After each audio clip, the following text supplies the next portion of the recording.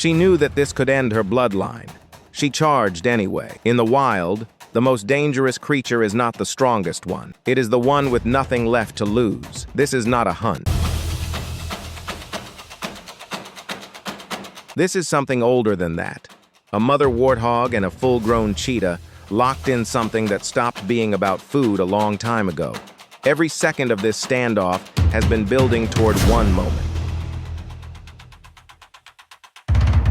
And that moment is almost here. The cheetah is tired. Not defeated, but tired. She expected a clean kill. What she got was a war. Because the warthog isn't running, she never ran. From the second this started, she planted her feet and said, "Not today, not my family, not on this ground." That is not instinct, that is a decision.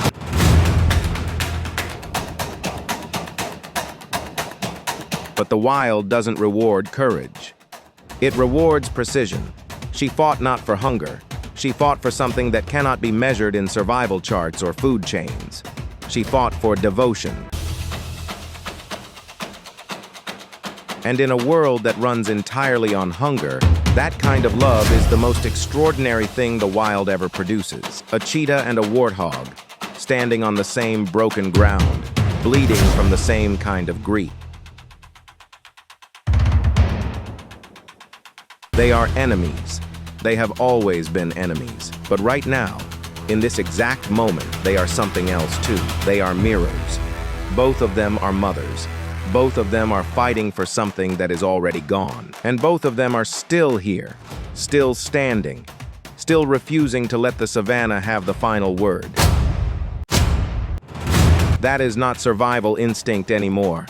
That is something raw. This fight stopped being a hunt a long time ago. What started as a calculated predator move has turned into something ugly and honest. Both animals are showing the cost now. The cheetah is limping on one side, her breathing heavy and uneven. The warthog is torn up, running on will alone, every movement costing her more than she has left to spend. This is no longer fast, no longer clean. It is brutal, grinding, and completely unpredictable. Wait. Before we get to the fight, you need to see what actually started it. Every war has a moment nobody talks about, the quiet second before everything went wrong. Go back to before the mothers met, before the blood and the dust and the sound of jaws snapping on open air, because none of that happened by accident. It started here. Two young cheetahs, barely grown, still carrying the reckless energy of animals who have never truly failed at anything yet. No real hunger driving them, no calculated strategy. Just youth and curiosity, and a small, slow thing that crossed their path at the wrong moment. They found the piglet, and they started playing. That word, playing, sounds almost harmless until you understand what it means when you are the one being played with. One pulls the tail, the other bats and shoves. They switch sides, circle back, take turns. There is almost a rhythm to it, loose and unhurried, like they have all the time in the world. The piglet does not. Not far away, she hears it. The mother warthog does not see it yet. She does not need to. That sound cuts through everything, through the heat, through the noise of the bush, straight into something ancient and automatic. This is where it gets painful to watch. She edges forward, pulls back, edges forward again. Her hooves are moving, but her body keeps interrupting itself, like a signal cutting in and out. She is not a coward. That word does not belong anywhere near this moment.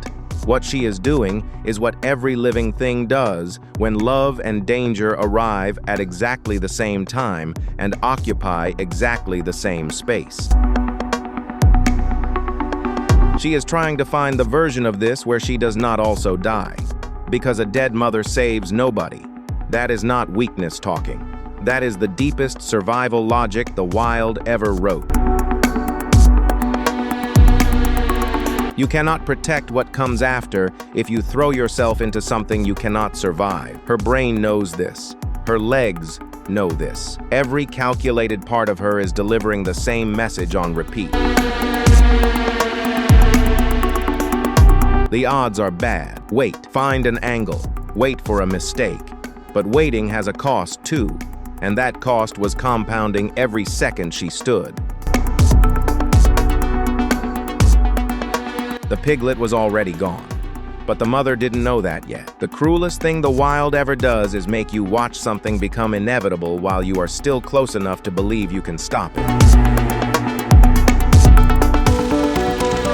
She did not come here to scare them. She came here to make them understand what they took from her. Grief in the wild does not weep. It charges, it locks its jaw, and it does not let go until the debt is paid in full. Forget everything you thought you knew about warthogs. The animal standing in this dust right now is not the same creature that hesitated at first. That version of her is gone.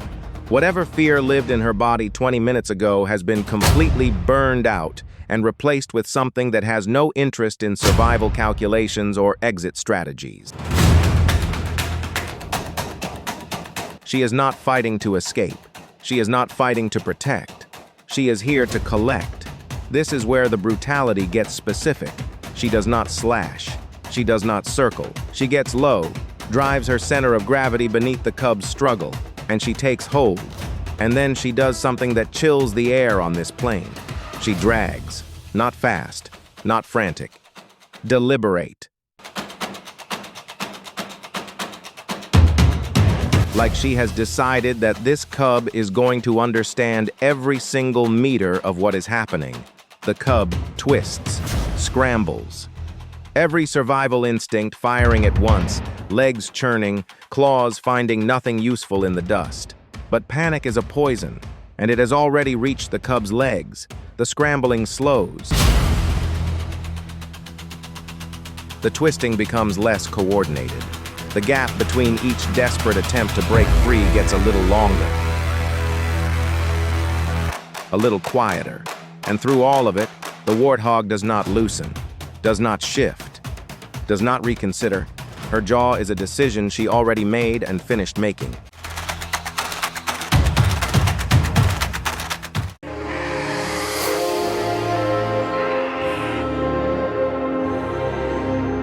The rest of the family waits, unaware that their brother will never return. Grief hands over him as he approaches his family.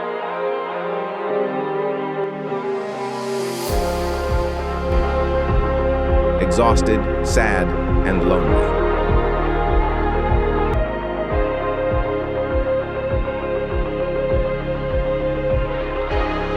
Without a sound, they understand they greet him gently. As they mourn the brother who didn't return,